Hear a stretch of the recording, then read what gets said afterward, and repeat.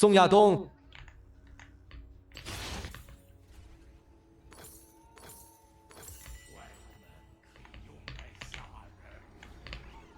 痛批肖恩·奥马利的种族歧视闹剧。尽管宋亚东此前对肖恩·奥马利的种种出格行为大多选择不予理会，但在接受格斗之家的最新采访时，他终于对这一闹剧展开反击。宋亚东直言该行为属于种族歧视，并表示奥马利此举不过是想模仿康纳·麦格雷戈。巅峰时期的麦格雷戈在 UFC 赛场上向来不惜一切代价干扰对手心态，这也意味着他曾多次发表过涉及文化或种族歧视的不当言论，而奥马利的此次闹剧与麦格雷戈的过往行径如出一辙。宋亚东在接受采访时表示，没错，这绝对是种族歧视，我对此非常不满，所有中国人都对此感到愤怒。他想成为第二个康纳，这我没意见，因为这对赛事推广有好处。但无论他耍什么花样，我的注意力只会集中在比赛本身。头人大爷，沙拉马戈梅多夫详解复仇迈克尔毒液佩奇计划，尽管首战结果悬殊，但或许令人难以置信的是，今年2月两人对决时，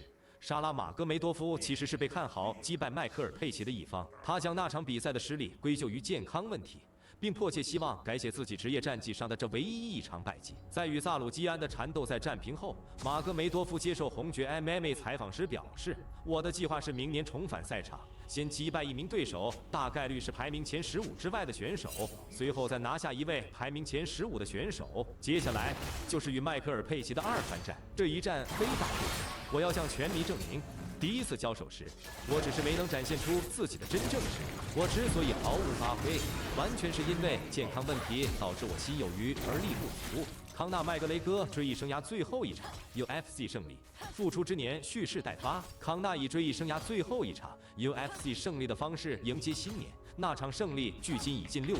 康纳自2021年夏便再未参赛。当时他在对阵达斯汀·普瓦里尔的比赛中腿部严重骨折，就此无限期休战，那也是他的连续第2场失利。此前新冠疫情封锁令打乱了他的复出计划，距离上一场比赛也已过去整整1年。麦格雷戈计划今年6月在白宫 UFC 赛事中回归，迈克尔·钱德勒仍是最有可能的对手。届时，距离他在 UFC 246击败唐纳德·塞罗尼的胜利将整整过去6年半。昨晚他选择重温自己在八角笼内的最后一场胜利。1月18日，在 T-Mobile 体育馆对阵牛仔唐纳德·塞罗尼的比赛中，他仅用40秒便重创这位美国传奇选手，强势取胜。麦格雷戈翻出经典梗图，号召全迷重温此战。爱尔兰时间新年倒计时半小时之际，他请到，祝大家新年快乐。若你在晚上11点59分20秒开始播放麦格雷戈 vs 牛仔全场对决，胜利时刻将恰好与午夜新年钟声同步。恭喜胜者！沙拉马戈梅多夫却语出惊人，萨鲁基安比自己还重。与阿尔曼·萨鲁基安的缠斗赛战平后，沙拉马戈梅多夫对手一同举手致意。许多人认为这位轻量级选手的表现更胜一筹，但马戈梅多夫对此并不认同。他还坚称两人不存在体重差距，甚至声称萨鲁基安在官方称重时反而比自己重0.1公斤。尽管官方直播显示两人体重均为84.5公斤，约186磅。但同框时的视觉差距让这一数据显得难以置信。马戈梅多夫在接受红爵 MMA 采访时质问道：“那种所谓相差20公斤、45磅的说法完全是无稽之谈。为什么大家总在传我称重时是84.2公斤，他是84.3公斤？说白了，他还比我重100克。我现在吃得多，体重应该长了3公斤，目前大概在87公斤左右。赛前我脱水减重1公斤。”比赛时体重估计在86公斤，这么算下来，双方体重差最多也就2公斤左右。20公斤和2公斤完全是两码事，但这个不实传言至今还在流传，我实在搞不懂为什么。德里克·刘易斯不解为何自己是不被看好的一方。德里克·刘易斯对自己与阿克斯塔一战的赔率表示不服。这位前冠军挑战者在1月24日于拉斯维加斯 T-Mobile 体育馆举行的 UFC 324重量级对决中，面对势头正劲的挑战者科尔特斯·阿科斯塔，被大幅看衰。该赛事将通过派拉蒙加流媒体平台直播。刘易斯在上一场比赛中同样不被看好。对手是此前保持不败的塔利森·特谢拉。今年7月的 UFC ESPN 70赛事上，他仅用35秒便终结对手，拿下胜利。刘易斯在谈及自己常被当作重量级新秀的垫脚石时，向 UFC 表示：“这不合理，随他们怎么定吧。我之前就说过，但我认为有必要彻查一下。为什么面对这类对手，我总是不被看好？刘易斯是 UFC 历史上终结获胜次数最多的选手，若能击败科尔特斯·阿戈斯塔，他的职业生涯总胜场数将达到30场。这个数字对我来说意义非凡，我就想凑个整数。现在这对我至关重要，我要开启连胜势头。在决定冲连胜之前，我就告诉自己再也不能输了。我心里很清楚，这些家伙没人能挡得住我。丹尼尔·科米尔表示，若身处当下，他能碾压 UFC 轻重量级重将 DC 任何。当今 UFC 轻重量级挑战者的技术体系存在明显短板。科米尔指出，他那个时代的顶级挑战者与如今的阵容有着天壤之别。科米尔近期在一行影业的粉丝问答环节中说道：“要是我能以轻重量级巅峰状态征战当下，这里根本没有能打的摔跤手，我能把所有人都打服。现在的轻重量级已经没有顶尖摔跤手了，若处于巅峰，我大概率会挑战佩雷拉，毕竟他是最大牌的明星。作为冠军就要打最赚钱的比赛，现在真的没有摔跤手。我当年参赛时，前5排名里全是硬茬，我自己、琼斯、全美摔跤名校选手瑞安·巴德、全国冠军菲尔戴维斯、NCAA 全美选手拉沙德·埃文斯，我们那批人里摔跤高手扎堆。现在不一样了，所以我肯定会选择打轻重量级，而不是重量级。多米尼克·雷耶斯对阵约翰尼·沃克敲定 UFC 327，赛事预计4月重返迈阿密。多位了解赛事方安排的知情人士证实，多米尼克·雷耶斯与约翰尼·沃克的对决已锁定 UFC 327，赛事定于4月11日举行。这场数字赛预计在迈阿密凯西亚中心举办，不过 UFC 尚未官宣举办地。雷耶斯曾遭遇4连败，且连续3场惨遭 KO， 之后上演了一段堪称史诗级的职业生涯回暖。他先后 KO 达斯汀·雅各比、安东尼·史密斯与尼基塔·克里洛夫，得以在9月的 UFC 珀斯站挑战卡洛斯·乌尔伯格，跻身头条主赛。然而当晚并非雷耶斯的幸运日，乌尔伯格在首回合便将其 KO 终结。雷耶斯最为人熟知的一战，是在2020年2月 UFC 247中，乔恩·琼斯鏖战全场，最终以颇具争议的判定惜败。那也是琼斯职业生涯中打得最艰难的一场比赛。沃克同样走出了低谷，他此前遭遇3连不胜，随后在8月听 FC 上海站中 KO 张明阳，终结了这一局势。这位33岁的选手即将迎来自己的第16场八角笼之战，力求在205磅量级重回上升通道。多米尼克·克鲁兹为其争议推文辩护，批评潘多哈伤停判罚，裁判当时吓得魂不附体。这条推文之所以会火，我猜可能是因为听起来确实有点离谱，但作为一名拳手，我回看比赛时发现，裁判叫停的那一刻他在摇头。你看，他倒地后抬头看向裁判，然后一直摇头，像是在说不要，还在念叨我没事，我没事。你们看到他那个样子了吗？不过我得说明，我并不是说他真的没事，他的伤势可能已经非常严重。现在看来，他或许会说这就是场意外，不该发生的事。他大概率只是对比赛就此结束，被强行叫停感到失望。但在我看来，他当时就是在说我没事，我没事。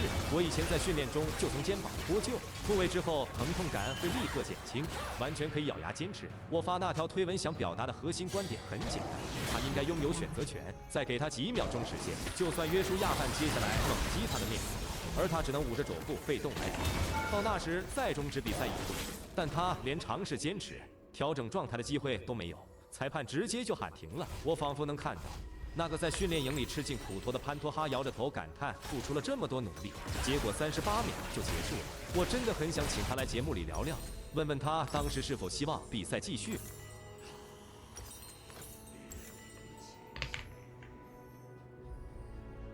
萨鲁基安解释为何热衷征战缠斗比赛。萨鲁基安表示，自己之所以能做到每隔几天就参加一场缠斗赛，核心原因在于这类比赛无需担心头部受击，而这正是其与 UFC 赛事的关键区别。在接受采访时，他坦言这一特点让他即便在没有确定的 UFC 比赛合同时，也能始终保持活跃。当被问及如何在跨界比赛中保持对终极目标的专注时，他回应道：“我跟你说，每次去参加摔跤比赛，我的心率全程都不会有任何波动，因为你很清楚，在那里不会有人击打你的头部。而且我每天都在练摔跤，对我来说这事太轻松了，因为我热爱摔跤。但综合格斗就是另一回事了，它意味着更大的责任，需要更充分的备战，你根本容不得半点失误。但在摔跤比赛里，就算犯了错也没什么大不了的。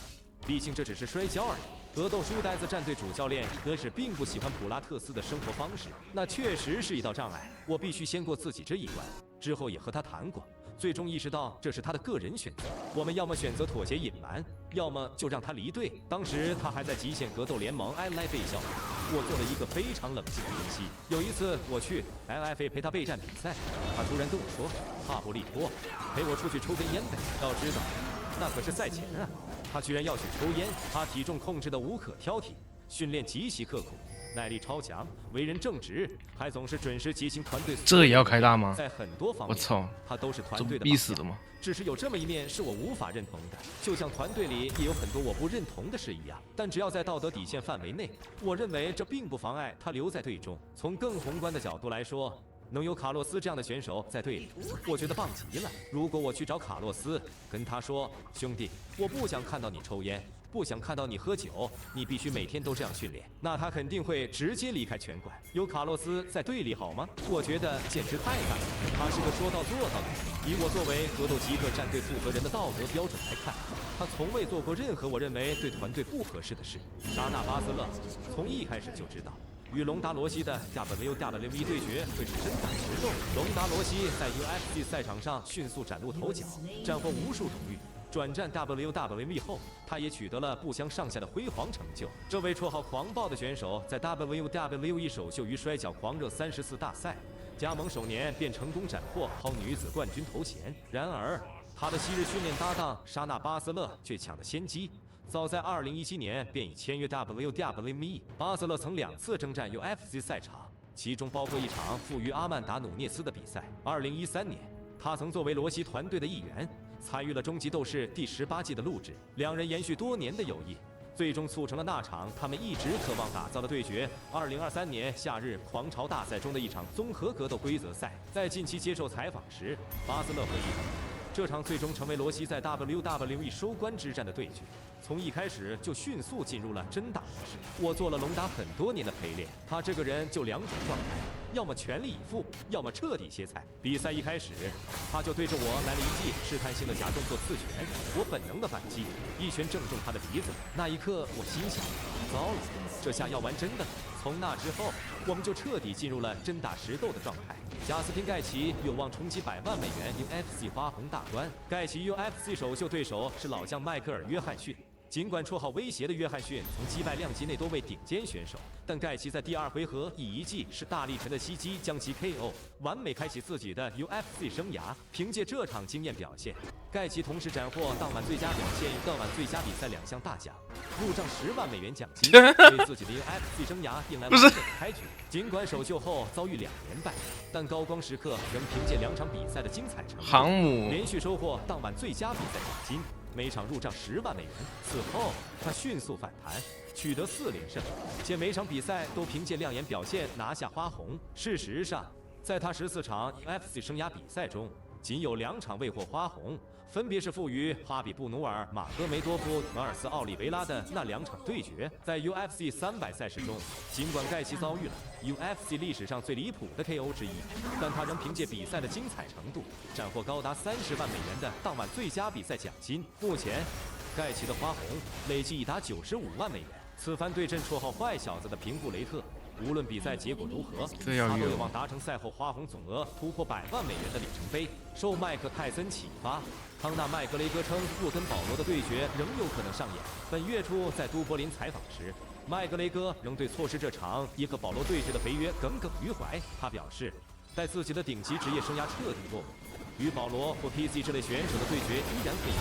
他表示，泰森年近50仍保持出色的身体状态，这激励着他现阶段先专注于高水平的正统对决，待晚年再进军名人跨界赛场。他将与网红的对决成为副业赛，这是爱尔兰俚语，是带兼职或私下接的活。麦格雷格笃定地说：“我当时拿到的可是一份肥约，听着，和这些网红的比赛迟早会来。我现在回归，为的是荣誉、金腰带和3冠王，这才是我的终极目标。至于其他这些副业赛，看看麦克泰森吧。他58岁还在和杰克保罗打比赛，状态依旧神勇。他就是我的榜样。C 的很啊，这辅助。击败马哈切夫将让自己跻身 UFC 历史最伟大选手之列。伊恩加里在其账号上发布了一段新视频。清晰地阐述了自己的夺冠蓝图。他表示，亲眼目睹马哈切夫以摧枯拉朽之势击败前冠军捷克马达莱纳后，他认定这位俄罗斯选手是当今 UFC 的最强。他同时预判，即便自己最终获胜，也难免会有人诟病他。